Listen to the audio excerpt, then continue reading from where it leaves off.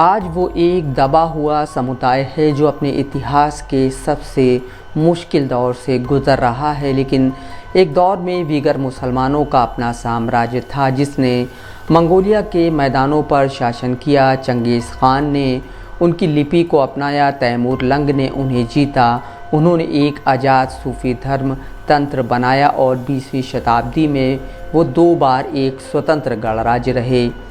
अपनी अलग संस्कृति, भाषा और धर्म वाले वीगरों का इतिहास शानदार है जो 8वीं सदी तक जाता है। हालांकि वीगर मुसलमानों के इतिहास को लेकर कुछ खामियां भी हैं, लेकिन इतिहासकार मानते हैं उनकी जड़ें आज के दौर के मंगोलिया से मिलती हैं।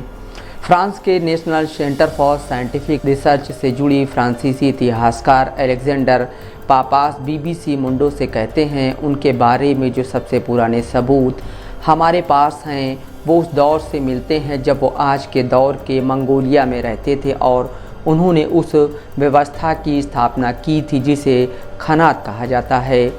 आज हम जिन लोगों को मंगोलों के नाम से जानते हैं वो उस दौर में नहीं थे और वीगर मूल रूप से मध्य एशिया की तुर्क मूल की आबादी थी जो बड़े इलाके पर आबाद थी और माणिचेइज्म धर्म को मानती थी। इस सामंजस्यपूर्ण धर्म की स्थापना फारसी मूल के मणि ने की थी और सिल्क रूट के ज़रिए ये पूर्वी एशिया तक फैल गया था। वीगरों के चीन में भी रिश्ते थे और वो एक हाइब्रिड खानाबदोश और सुस्त जीवन जीते थे।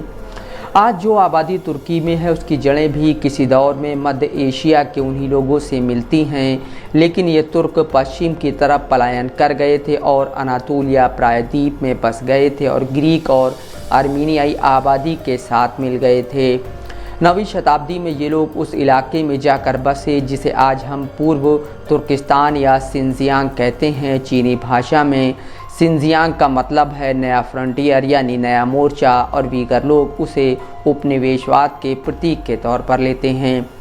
इस बारे में कोई ठोस जानकारी नहीं है कि उन्होंने प्रवास क्यों किया। हालांकि सामान्य मान्यता ये है कि वो घास के नए मैदानों और संसाधनों की खोज में गए होंगे या अन्य आबादी ने उन्हें खदेड़ दिया होगा। वहाँ पहुंचकर उन्होंने पूरी तरह सुस्त जीवन शैली को अपना लिया और वहीं ठहर गए और अपना धर्म भी बदल लिया। एक हिस्से ने बौद्ध धर्म को अपनाया और दूसरे ने नेस्टोरियनवाद को। हालांकि ये भी लंबे समय तक नहीं चला। 10वीं शताब्दी के मध्य में इस्लाम पूरे प्रभाव के साथ यहाँ पहुँचा और ज़्यादातर वीगर आबादी मुसलमान बन गई। 13वीं सदी में इस क्षेत्र में एक ऐसा व्यक्तित्व खड़ा हुआ जिसने सब कुछ उलट पुलट कर दिया और जिसकी विजयी सेना यूरोप तक पहुंच गई थी। वो था चंगेज़ खान जिसने मंगोल खानाबदोश समुदायों को एकजुट कर दिया था। चंगेज़ खान ने कई इलाकों को जीतने के साथ साथ पूर्वी तुर्किस्तान पर भी हमला किया था। चंगेज़ खान की मौत के बाद मंगोल साम्राज्य उसके बेटों में बंट गया था। जहां वीगरों का क्षेत्र चगतई खान के हिस्से में आया, उसने जो खनात बनाई वो उसी के नाम पर थी। उस समाज में वीगर पूरी तरह से समाहित हो गए और यहाँ तक कि उनका नाम भी गुम हो गया। उस दौर में वीगरों का कहीं कोई जिक्र नहीं मिलता है, सिर्फ तुर्क आबादी की बात होती है। वो तब मध्य युग के पहले वीगर नहीं रह गए थे और न ही कोई नस्लीय समूह थे। चगतई खनात जिस पर बाद में उसके वंशजों का शासन था पर 1970 में तैमूर लंग ने नियंत्रण कर लिया। तुर्क और मंगोल मूल के तैमूर लंग की सेना मास्को के दरवाजे तक पहुंच गई थी। हालांकि बाद में तैमूर लंग के हाथ से भी ये खनात निकल गई और एक बार फिर चगतई वंश के हाथों में आ गई जिसने यहाँ 17वीं शताब्दी तक शासन किया। मंगोलों की एक नई लहर ने इस क्षेत्र पर फिर से कब्जा कर लिया। हालांकि उनमें से कुछ बौद्ध थे जिन्होंने आबादी का धर्मांतरण करने का प्रयास किया, लेकिन अंत में वो बचे रहे। वो मुस्लिम धर्म को मानने वाला वंश था जो कासगर क्षेत्र से निकला था। इन्हें खोया कहा गया जो सूफीवाद को मानते थे। 16वीं शताब्दी के दूसरे हिस्से में मिशनरियों के जरिए सूफीवाद वीगरों के इलाके में पहुंचा। एक रहस्यमयी धारा जो आध्यात्मिक इस्लाम का प्रचार करती है अपने साथ एक संपूर्ण साहित्यिक, बौद्धिक और दार्शनिक संस्कृति लाई जिससे वीगरों के धार्मिक विवेक में क्रांतिकारी बदलाव हुआ। पूर्वी तुर्किस्तान में कुछ सबसे खूबसूरत मकबरे और मस्जिदें उस दौर की हैं और ये अब भी तीर्थयात्रा के स्थान हैं और लोग यहाँ मिलते जुलते हैं। हालांकि ये इलाका एक तरह से मंगोलों के ही संरक्षण में रहा, लेकिन खोया वंश यहाँ का असली शासक रहा। उन्होंने यहाँ पर सूफीवाद लागू किया जो 1754 में चीनी सेनाओं के यहाँ पहुँचने तक बरकरार रहा। सदियों तक चीनी साम्राज्य और पूर्वी तुर्किस्तान के बीच राजनयिक संबंध रहे, लेकिन चीन किंग वंश, जिसे मांचू वंश भी कहा जाता है, के आने पर यहाँ चीन का आक्रमण हुआ। किंग अपनी सीमाओं की अस्थिरता को लेकर बहुत चिंतित थे और उन्होंने 5 साल के भीतर ही पूर्वी तुर्किस्तान पर कब्जा कर लिया और यहाँ से मंगोलों का खात्मा कर दिया। हालांकि किंग वंश ने सैन्य जीत हासिल कर ली थी, लेकिन उसे आबादी का समर्थन प्राप्त नहीं था। उन्होंने एक तरह से संरक्षित राज्य बना लिया था, लेकिन रह रहकर विद्रोह होता रहता था। खोया के वंशज जो मध्य एशिया की तरफ चले गए थे, फिर से समय समय पर वापस लौटे और धीरे धीरे सत्ता हासिल कर ली।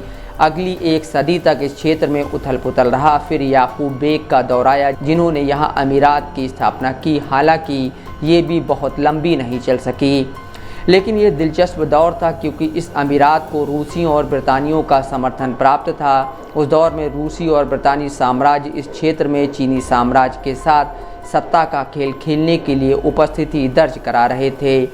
इसके बाद राष्ट्रवादी चीन का दौर आया। 1911 की क्रांति में चीनी साम्राज्य का अंत कर दिया, लेकिन पूर्वी तुर्किस्तान में हालात बहुत अधिक नहीं बदले। वीगर अपनी भाषा बोल सकते थे, अपने धर्म का पालन कर सकते थे और उनके सामने चीनी भाषा बोलने की कोई मजबूरी नहीं थी। राष्ट्रवाद का प्रभाव बढ़ रहा था और सिंजियांग क्षेत्र में बहुत से लोग अपनी पहचान को लेकर जागरूक हो रहे थे। इस क्षेत्र की सीमाएं सोवियत संघ के उन इलाकों से लगी थीं जो आगे चलकर Soviet socialist Republic of central Asia बना। इसे लेकर पूर्वी तुर्किस्तान में चिंताएं पैदा होने लगी थी। 1930 में एक बार फिर से वीगर शब्द को वापस स्थापित किया गया और आज तक ये इस्तेमाल हो रहा है। वीगरों में अपने लिए अलग राष्ट्र की भावना मजबूत हुई और 1933 में उन्होंने फर्स्ट रिपब्लिक ऑफ ईस्टर्न तुर्किस्तान स्थापित कर दिया। ये सिर्फ 1 साल ही चला, लेकिन इसने वीगरों में स्वतंत्र राष्ट्र की भावना पैदा कर दी और फिर 1944 से 1945 के बीच वो प्रयोग सेकेंड रिपब्लिक में फिर से दोहराया गया। सेकेंड रिपब्लिक में 2 धाराएं एक साथ थीं, पहली राष्ट्रवादी मुसलमानों की और दूसरी वामपंथी विचारकों की, जिन्होंने 1930 से 40 के दौर में सोवियत संघ में प्रशिक्षण प्राप्त किया था। उस दौर में ये क्षेत्र किसी सोवियत उपराज्य की तरह था जो अंततः माओ से तुंग की पीपुल्स लिबरेशन आर्मी से हार गया। इसके बाद the Xinjiang Uyghur autonomous region बना। माओ ने चीनी राष्ट्रीयताओं का मिंजू की प्रणाली स्थापित की। इससे एक बहुसंख्यक वर्ग है जो चीन की हॉन नस्ल है, जो आबादी का ज़्यादातर हिस्सा है, और बाकी में 55 अल्पसंख्यक वर्ग हैं। इनमें तिब्बती वीगर और मंगोल भी शामिल हैं। वीगरों को अल्पसंख्यक की पहचान तो मिल गई, लेकिन सिंजियांग को दूरस्थ पश्चिमी क्षेत्र ही माना जाता रहा और ये धारणा बनी कि इसे फिर से नई हॉन आबादी से आबाद किया जाए। 1967 में यहाँ सांस्कृतिक क्रांति शुरू हुई और इसके प्रभाव कई दशकों तक रहे। ये क्षेत्र के लिए विनाशक साबित हुई। इस दौरान बुद्धिजीवियों और धर्मगुरुओं को गिरफ्तार किया गया और मस्जिदों और मकबरों को तोड़ दिया गया।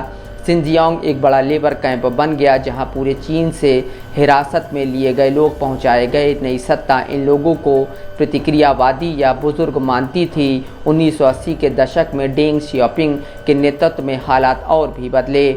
इसके बाद बहुत समृद्ध बौद्धिक गतिविधियां हुईं। ये एक सही मायनों में सांस्कृतिक विकास था जिसमें बहुत कुछ जो गवा दिया गया था फिर से बनाया गया।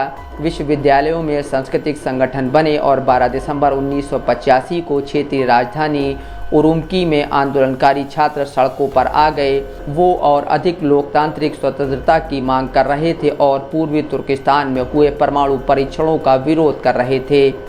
प्रशासन ने वीगर मुसलमानों के एकजुट होने को शक की निगाह से देखना शुरू कर दिया। वो इसे वीगर अलगाववाद का केंद्र मानने लगे।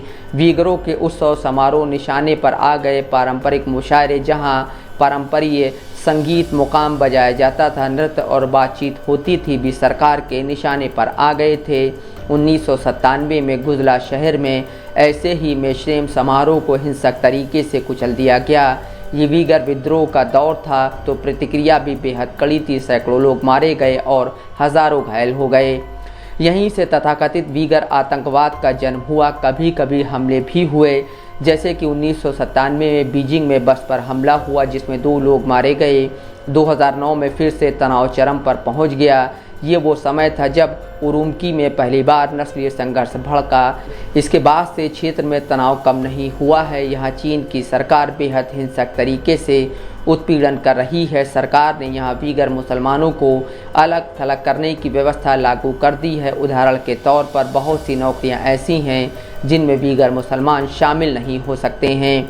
लेकिन जब लगा कि अब वीगर मुसलमानों के साथ इससे बुरा कुछ और नहीं होगा, तब 2017 में पुनर्शिक्षा केंद्र सामने आए, जो एक बड़ा मोड़ साबित हुई। ये माना जाता है कि इन पुनर्शिक्षा केंद्र में वीगर आबादी के 10% यानी करीब 10 लाख लोग बंद हैं। लोग अचानक किसी भी दिन गायब हो जाते हैं और उनके परिवार के पास ही जानकारी नहीं होती है कि उन्हें कहाँ ले जाया गया है। राज्य सत्ता उनका अपहरण कर लेती है। जो लोग इन कैंपों के बाहर हैं उन पर भी स्थायी नियंत्रण है। पूर्वी तुर्किस्तान तकनीकी और खुफिया निगरानी का परीक्षण केंद्र बन गया है। वीगर मुसलमानों के दमन ने इस आबादी का एक ऐसा बड़ा वर्ग खड़ा किया है जो देश से बाहर निकलकर दुनिया के अलग अलग हिस्सों में रह रहा है। ये वीगर लोग यूरोप, अमेरिका और एशियाई देशों में है। जर्मनी के म्यूनिक में स्थित वर्ल्ड वीगर कांग्रेस इन लोगों को एकजुट करने के प्रयास करती है। भू राजनीतिक कारणों और चीन की बढ़ती ताकत की वजह से इस्लाम धर्म के अनुयायी होने और तुर्क नस्ल से जुड़े होने के बावजूद वीगर मुसलमानों को इस्लामी देशों और मध्य एशियाई इस्लामी देशों का कोई ख़ास सहयोग या समर्थन नहीं मिलता है। बहुत से मुसलमान देश चीन के साथ अपने संबंध बनाए रखना चाहते हैं। वो वीगर लोगों को अलग तरह का मुसलमान भी मानते हैं और उनके प्रति एकजुटता महसूस नहीं करते। अफसोस की बात है कि आज ये नस्ल अपने इतिहास के सबसे मुश्किल दौर से गुजर रही है। Bureau report, Dastak live news.